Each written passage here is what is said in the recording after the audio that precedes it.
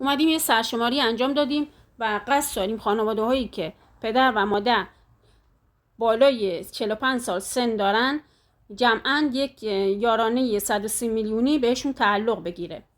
برای همین از ترکیب تابع های ایف و اند استفاده میکنیم.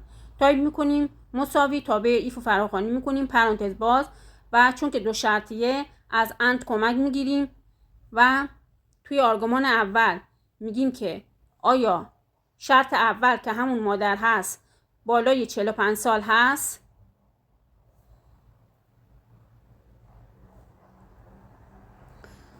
و کاما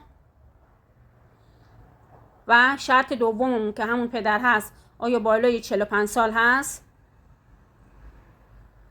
و پرانتز رو میبندیم. این شد آرگومان اول.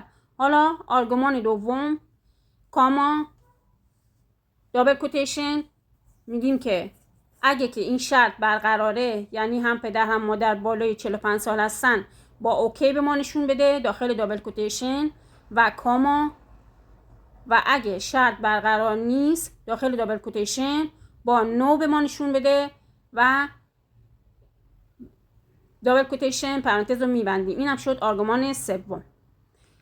حالا میبینیم که خانواده‌ای که هر دو شرط رو داشتن با اوکی به ما نشون داد و در غیر این صورت رو با نو نشون داد.